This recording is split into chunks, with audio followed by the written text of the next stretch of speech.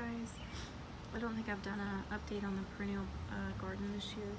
So this is some purple tree collards that I transplanted or rooted before the frost and then transplanted out here. I've got some jelly vine growing on the fence here along with some parsley. Second chance at rhubarb. First time I grew it, it died. It gets really hot here, so I didn't think it would survive. Still not sure it'll survive. I've got 1, 2, and a third one back there, not including this giant one right here. I'm just kind of waiting to see which one of these makes it through the summer, because it's gonna get pretty hot. The garlic is starting to die down. The dill is putting on flowers and seed heads. The Kale is doing great, especially since I covered it with some mesh to keep the bugs off of it, especially this first year while it gets established. It is a perennial kale, but it's not generally grown in areas this hot. These are also purple tree collard seedlings. I don't know if they'll be perennial because there's other brassicas that grow in my yard. So we'll just kind of have to see next year if they make it through the winter.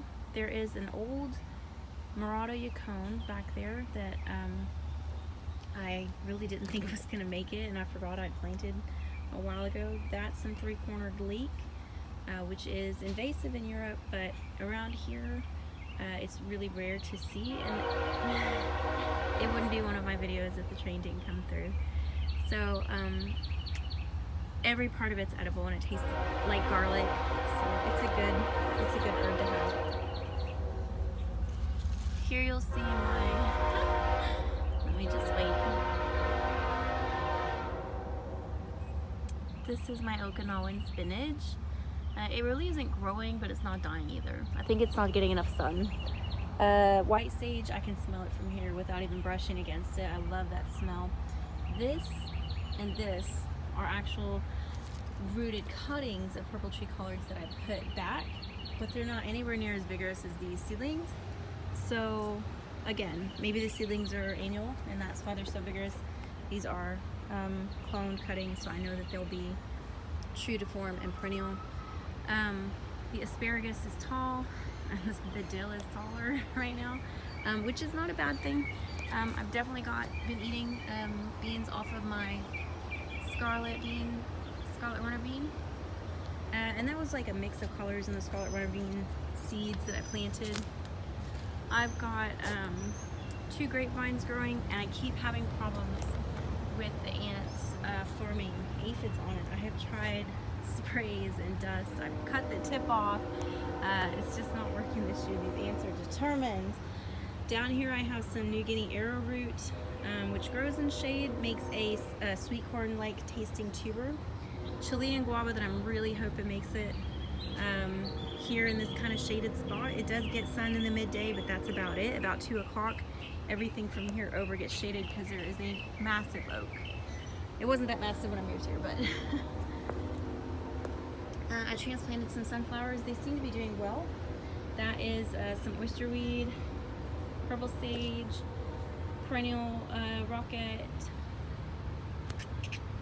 currant, some Roman chamomile, a basil that's come back from seed from last year, longevity spinach.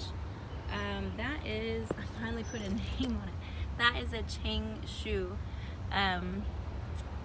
Basically kind of like a Satsuma. So these are some blueberries that I planted last year. They're doing okay.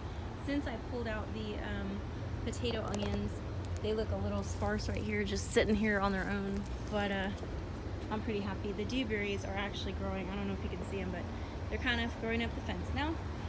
I put a blue sage right there. I thought it could use some color and some pollination. My artichoke's doing here is doing good, and the one over there is doing good.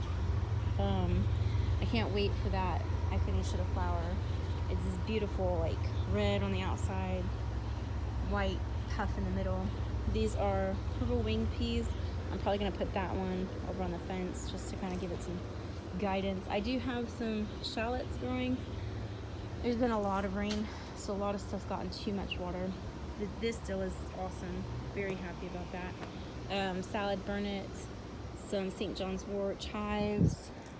I do have rock crust going. which is edible, pretty tasty. My hope is actually for it to come into the rows here and not so much into the beds.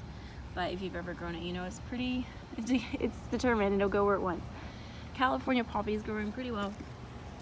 I do have some potato mint that's come back.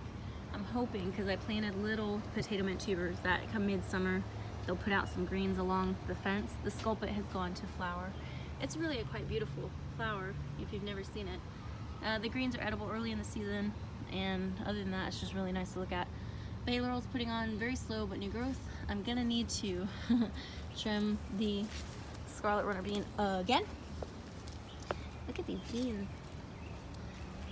Oh, excuse me. Pink dandelions are growing. There is some lovage right there and some parsley. This I use for this comfrey. I use for just a cut and come again. This right here is my Tindora vine. I'm really excited about that. That bed you kind of see right there, that is some perennial sorghum. Over here we have some Shasta daisies from my mom, some jewels of opar, a moringa tree that I'm hoping does well, a black soldier fly bin, weeping yapone, and a sea kale. And that's about it for the perennial garden.